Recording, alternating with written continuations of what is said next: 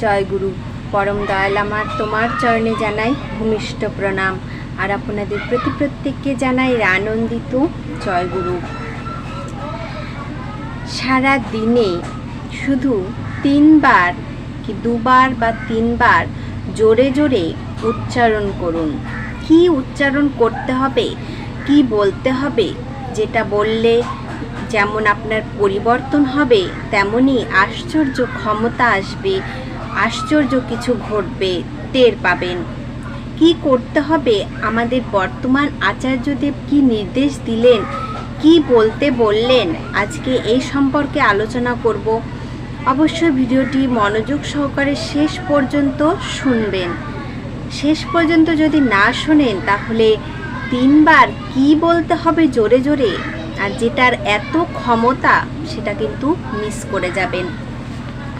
একটা পার্ট, এই পার্টটার নাম হচ্ছে আলোকেরই ঝর্ণাধারায় ধুইয়ে দাও, আর এটা লিখেছেন শ্রীমতী সীমা ভট্টাচার্য। 2024 সালে কলকাতার শহরের বুকেও যে অস্পৃশ্যতা কায়েম আছে জানতে পারলাম একজন জেলে পরিবারের ডিপি ওয়ার্ক করতে গিয়ে। পরিচ্ছন্ন উঠোন, তার 2 ধারে ছোট বড় নানান গাছ লাগানো, তারই মধ্যে বেড়ে উঠেছে ফনফনে পুঁইশাক গাছ। মস্ত বড় বড় তার সতেজ সবুজ পাতা। বাড়ির মায়ের সাথে কিছুক্ষণ কথা বলার পর জানতে পারলাম প্রতিবেশীদের সাথে তার সম্পর্ক ভালো নয়। কেমন সুন্দর পুঁইশাক তোমার মা, এক একটা ডাল কেটে প্রতিবেশীদের দিও, তারা খুশি হবে। মাটি করুণ মুখে বললেন, আমরা জেলে বলে আমাদের হাতের ছোঁয়া কেউ খায় না। এখনো যে এই সমাজে এমন মানুষজন আছে ভাবাই যায় না, যারা এতটা অস্পৃশ্যতা মনে করে। সবাই আমাদের ছোঁয়াচ বানিয়ে চলে। খুব মন খারাপ হয়ে গেল আমাদের। আমরা তখন বললাম, শোনো মা, ঠাকুরের অভিধানে অস্পৃশ্য বলে কোনো শব্দ নেই, আছে সদাচার। সদাচার সম্পন্ন যে কোনো বাড়িতে আমরা চা জল খেতে পারি। পূজনীয় অবিন্দা আমাদের বলেছেন বিকেলে চা যেন আমরা প্রতিবেশীদের বাড়ি গিয়ে খাই। শ্রী শ্রী ঠাকুর যে বাড়িতে ঢুকেছেন পরম পূজ্যপাদ আচার্যদেবের কাছে তারা সবাই আপন, সবাই প্রিয়। মানুষ আপনাকে ফেলে দিয়েছে, কিন্তু তিনি আপনাকে ফেলবেন না। আপনি যখন দেওঘরে যাবেন, শাক নিয়ে আচার্যদেবকে দেবেন, তিনি খুব খুশি হবেন।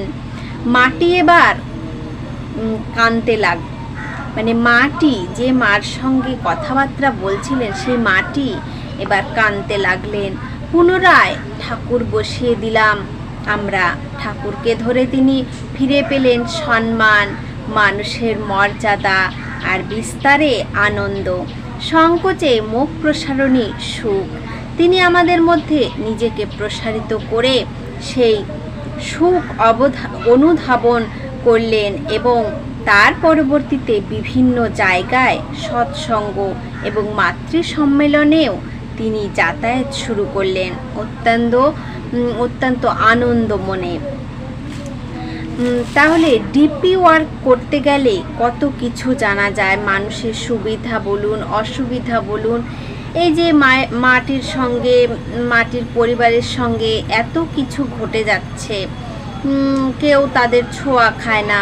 এমনকি বাড়িতে যে পুঁইশাক গাছ, সেটাও যদি কাউকে কেটে দেয় গাছের সঙ্গে, তবুও সেটা কেউ নেবে না।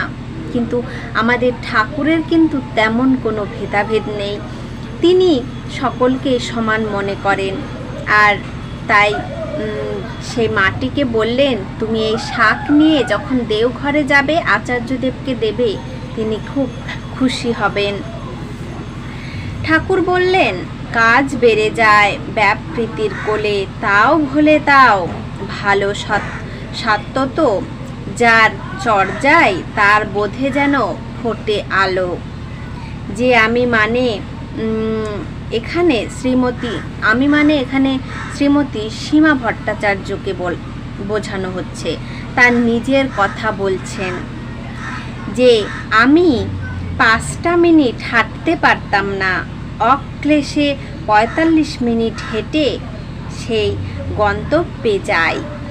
তিনি 3 ঘন্টা পর্যন্ত হেঁটে দাঁড়িয়ে থাকি, অসুবিধা হয় না।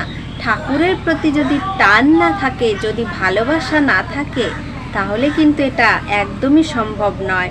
এরকমই একদিন 45 মিনিট হেঁটে আমরা পৌঁছালাম এক বাড়িতে কেউ নেই। বাড়ির মা দীক্ষা নিয়েছেন, কিন্তু এখন কিছু করেন না, কারণ জিজ্ঞাসা করায় তিনি কিছুই বলেন না। শুনলে আপনাদের খারাপ লাগবে, তার থেকে থাক, এমনতর কথা বললেন।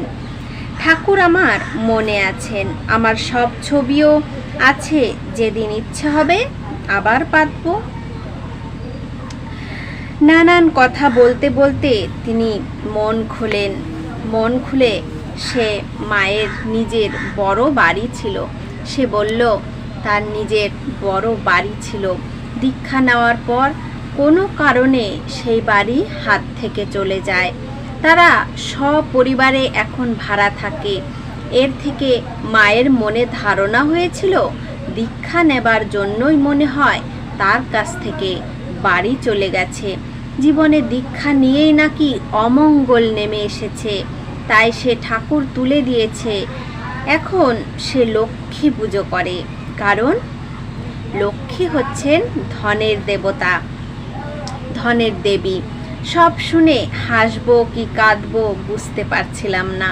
বাড়ির লোকেদের সম্পর্কে জিজ্ঞাসা করে জানতে পারলাম বর নেশা করে, 2 ছেলে কিছুই করে না। তাহলে ভাবুন সেই পরিবারটা কি করে চলবে? তাহলে যার স্বামী নেশা করে তার তো সংসার একদম শেষ। আবার 2 ছেলে, তারাও কিছু করে না। তখন খুব মনের কষ্ট থেকে অনুরম বলে, ভাগ্যিস ঠাকুর তুমি ছিলে, তাই নিজেদের কর্মদোষ ঠাকুরের ঘাড়ে চাপিয়ে দিয়ে তাকে সরিয়ে দিতে পারলেন। আমি সেই মায়ের হাত ধরে বলি, মা, ভালোবাসা জিনিসটা ব্যবসা নয়। ঠাকুর তোমাকে কিছু দিলে তবে ভালোবাসবে, নইলে নয়। এ তো ভীষণ স্বার্থপরের বুদ্ধি, যেটা এখন আমরা ঘরে ঘরে করে থাকি, যে ঠাকুর আমাকে যদি কিছু দেয় তবেই আমি ঠাকুরকে দেব। কেন? ঠাকুর তো বলেছেন নিঃস্বার্থভাবে কিছু দিতে, কিছু করতে। নিঃস্বার্থভাবে যদি আমরা কিছু করি বা দিই, তাহলে কিন্তু এমনটা হয় না। আমার আজ সব হারিয়ে গেছে বলে আমি ঠাকুরের ঘাড়ে দোষ দিয়ে দিলাম যে ঠাকুরকে দীক্ষা নিয়েছি বলেই আমার এমনটা হয়েছে। তেমনটা তো নয়, দোষটা তো তাদেরই। তার স্বামী নেশাখোর এবং ছেলে দুটো বেকার, কিছু করে না। তাহলে তার সংসারটা চলার তো কোনো একটা কিছু লাগবে। তা না হলে আমরা দোষ দিয়ে দিচ্ছি ঠাকুরের ঘাড়ে। তাই ঠাকুর তোমাকে কিছু দিলে তবেই তুমি তাকে কিছু দেবে, এমনটা মনে না করে নিঃস্বার্থভাবে করার বা ভাবার চেষ্টা করো। ধরা যাক তোমার দেখা দেখি তোমার ছেলেও যদি আজ তোমার সাথে এমনটা করে, তাহলে ভালো হবে?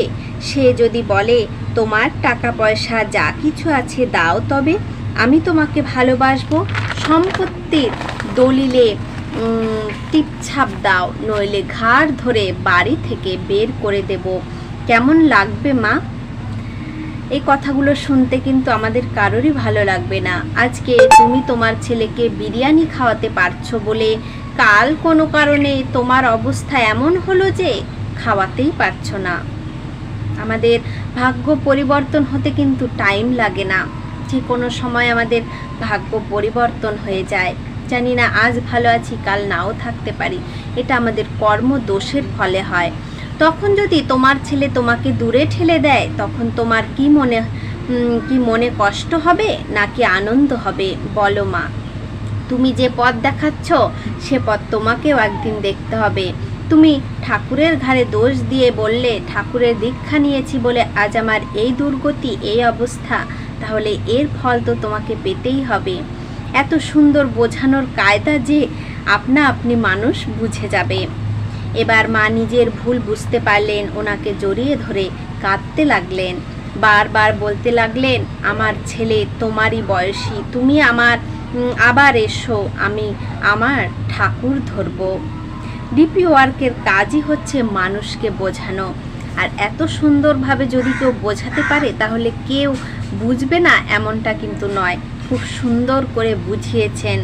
আর ঠাকুর আমাদেরকে কি বলেছেন? ভালোবাসতে বলেছেন, মানুষকে আপন করে নিতে বলেছেন। ডিপি ওয়ার্ক হলো মানুষকে বোঝানোরই একটা সিস্টেম। বেশিরভাগ মানুষকেই দেখেছি, তা তিনি ধনী হন বা দরিদ্র, শিক্ষিত হন বা অশিক্ষিত, জাগতিক চাওয়া পাওয়ার উপরে কিছুতেই উঠতে পারেন না। তাই পরম পূজ্যপাদ শ্রী শ্রী আচার্যদেব সবাইকে বলেছেন, আমরা যেন দিনে অন্তত 2 থেকে 3 বার ঠাকুর আমি তোমাকে খুব ভালোবাসি এই কথা কয়টি জোরে জোরে উচ্চারণ করে বলি। শুধু এই কথা আমরা বলতে পারবো না দিনে 2 থেকে 3 বার? কেন 2 থেকে 3 বার আমরা বলতে পারবো না? ঠাকুর আমি তোমাকে ভালোবাসি, ঠাকুর আমি তোমাকে ভালোবাসি, এই কথাগুলো 2 থেকে 3 বার যদি আমরা জোরে জোরে উচ্চারণ করে বলি তাহলে কিন্তু ঠাকুর সত্যিই আমাদের ভালোবাসবেন। এটা আমাদের পরম পূজ্যপাদ বর্তমান আচার্যদেব আমাদের নির্দেশ দিয়েছেন। তিনি বলেছেন এই কথাগুলো। আমরা তো এমনিতে অনেক কথা, অনেক কিছু জোরে জোরে বলি, ফালতুই অনেক কিছু বলে ফেলি। তবে এই কথাটা ঠাকুর আমি তোমাকে খুব ভালোবাসি, এই কথাটা 2 থেকে 3 বার অবশ্যই আমরা জোরে জোরে বলতে পারবো। আর ঠাকুর আচার্যদেব বলেছেন আচার্য সঙ্গ করতে, মানে সৎসঙ্গ করতে। তাহলে কিন্তু আমরা ঠাকুরকে অবশ্যই যে ভালোবাসি সেটা আমরা মন থেকে তো জানি আমরা কতটা ভালোবাসি, তেমনই নিঃস্বার্থভাবে ভালোবাসা চাই আমাদের ঠাকুরকে। আমরা যদি পুনরাবৃত্তি করে চলি অজ্ঞাত সারে এই কথাগুলো, তাহলে আমরা যদি পুনরাবৃত্তি করে চলি এই কথাগুলো, তাহলে হয়তো অজ্ঞাত সারে আমাদের মনে শ্রী শ্রী ঠাকুরের অনুরাগের কুসুমবুলি ফুটে উঠবে। আর তখনই আমরা সর্বতোভাবে বিকশিত হয়ে উঠব আমাদেরই জীবনে। পেতেই যদি চাও, যা হতে তুমি চাচ্ছ পেতে তৃপ্তি ঢেলে দাও, চাওয়া আছে নিষ্ঠা নাই, ঘুরে বেড়াই ঠাই ঠাই। অনুশ্রুতির 1ম খণ্ডে ঠাকুর আমার এমনটা বলে গেছেন। তাহলে আমরা যদি ঠাকুরকে ভালোবাসি, নিঃস্বার্থভাবে ভালোবাসি, তাহলে কিন্তু সব কিছুই করা সম্ভব। আর দিনের মধ্যে আমরা 3 বার এই কথাগুলো অবশ্যই বলবো যে ঠাকুর আমি তোমাকে খুব ভালোবাসি। তাহলে সত্যিই কিন্তু শুধু যে বলবো তা নয়, সেটা আমাদের অন্তর থেকে, মন থেকে হতে হবে। এমনটা করে চললে কিন্তু আমরা সব কিছু সমস্যার সমাধান আমরা নিজেই করতে পারি। তাহলে কিন্তু আমাদের পরিবর্তন আসবে, তেমনি আশ্চর্য ক্ষমতা আসবে, আশ্চর্য ঘটনাও বলতে পারেন। আজকের আলোচনা প্রসঙ্গ এই পর্যন্তই। জয় গুরু।